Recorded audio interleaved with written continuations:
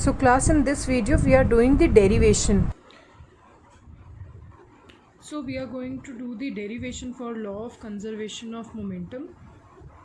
As we have talked in class, I am doing it with different symbols. You are going to do it with the symbols which were discussed in the class on your own and see the result. So let me take an example that I have an object of mass m1 moving with velocity u1, second mass m2 and moving with velocity u2. Both of them are moving in the same direction. I am assuming that u1 is greater than u2. So as a result, the two will collide with each other. They will undergo a collision.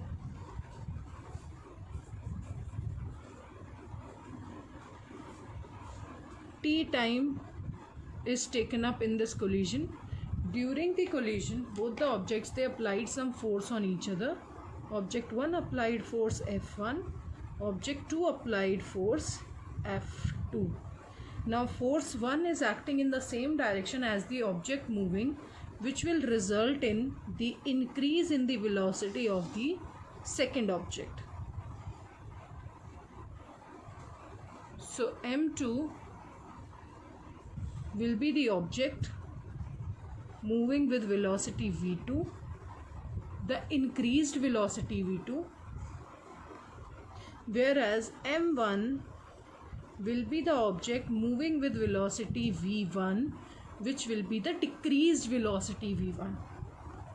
Now if I have to write this into a relation form, I can say that v1 is less than v2.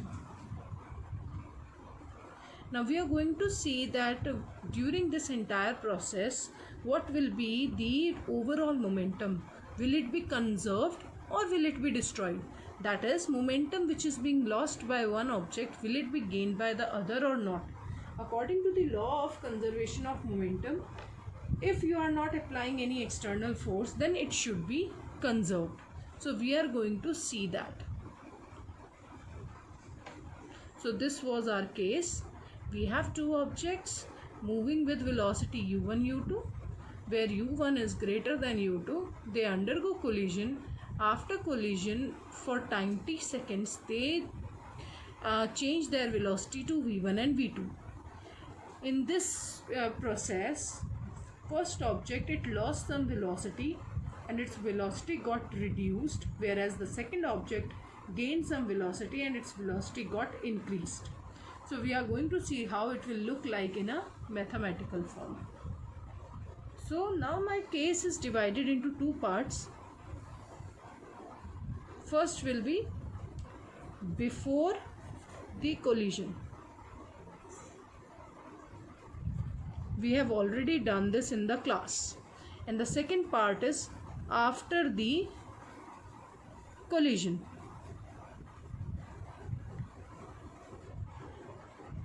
Don't worry, I'll share the photographs with you all in the PDF format. So if you are not able to view the entire picture together, you can do it when you will get these values, these photographs in the PDF format. Okay.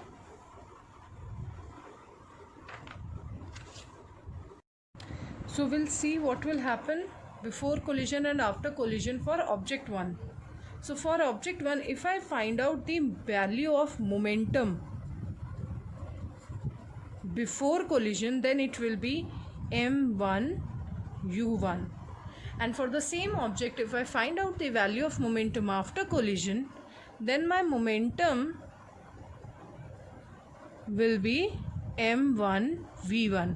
I can call this momentum as initial and I can call this momentum as final for the respective object. Similarly, if I want to find out what will be the change here, so change in momentum for object 1, then it will be,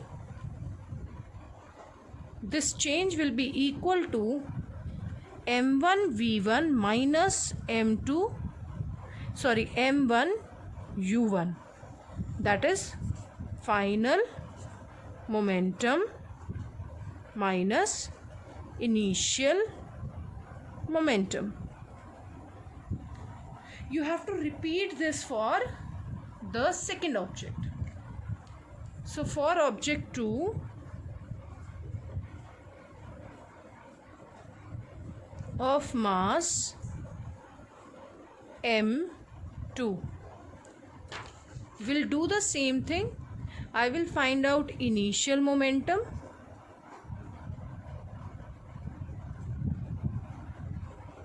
that is m2 u2, and final momentum,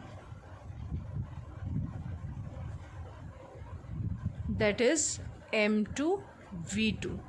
After that we will see change in momentum, that will be equal to m2 v2 minus m1 m2 u2. So this is how we will calculate the change in momentum for an object. Now after that, force applied by an object.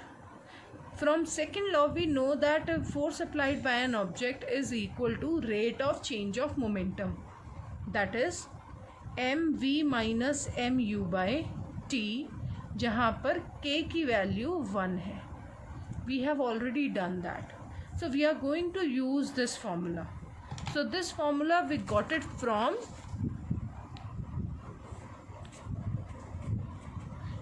this formula from second law of motion.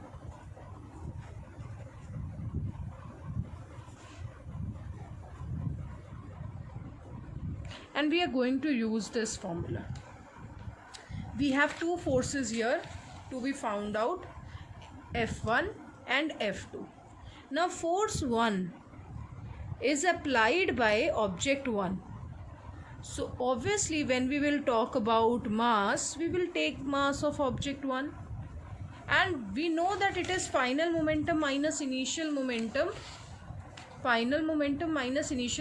by time taken. So for our case, final momentum will be m1 v1, initial momentum will be m1 u1, and time taken will be t.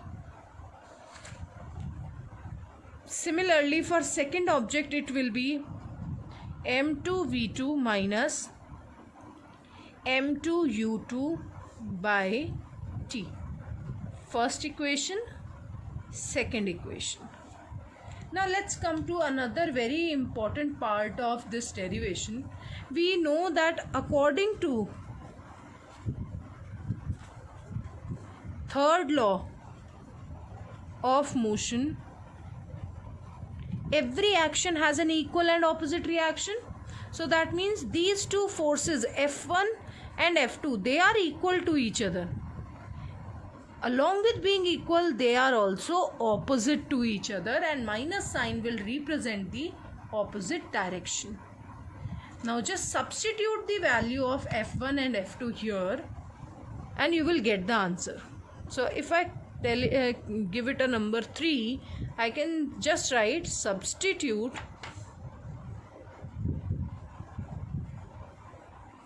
equation 1 and equation 2 in equation 3. So what will I get? I will get, just wait, I will get m1 v1 minus m1 u1 upon t is equal to m2 v2 minus m2 u2 upon t with a negative sign here. So don't forget that negative sign, that is very important. It will be very crucial for your answer. So be very careful with its use. Now t is on the both side, we can cancel it. Same value, it can be cancelled out. Now this value m1 v1 minus m1 u1 is equal to, now outside the bracket you have minus sign, so if you want to neutralize this, all the signs inside will change. So it will become m2 v2 with a minus sign and minus minus plus, so it will become m2 u2. If you rearrange all the negatives, I'll just do two things. You don't need to show these arrows in your answer, just keep these arrows for the understanding. I will take this to the left side and I'll take this to the right side. I'm shifting them across the equal sign so their signs will also change. It will become m1 v1 plus m2 v2 and is equal to m1 u1 plus m2 u2. Now if you remember, the very first thing we did in this derivation was this, and if you look at here, m1 u1 was the initial momentum for object 1 here, and m2 u2 was the initial momentum for object 2. Similarly, m1 v1 was the final momentum for object 1 and m2 u2 was the final momentum for object 2. So what we are saying is, in this statement, that sum of initial momentum of both the object, so total initial momentum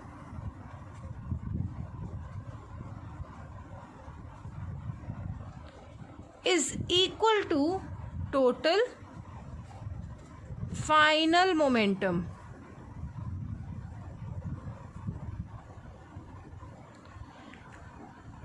So we can conclude it like this, that this conclude momentum is conserved. You are not losing the momentum.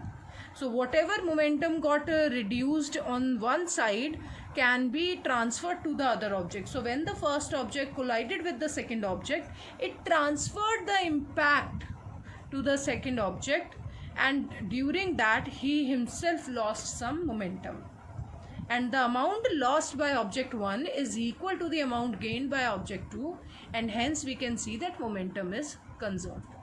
This is the last derivation of this chapter, also an important one, so I want you all to do it on your own also. That's why I have used here different symbols. In your notebook you might have we have used symbols like small m and capital M.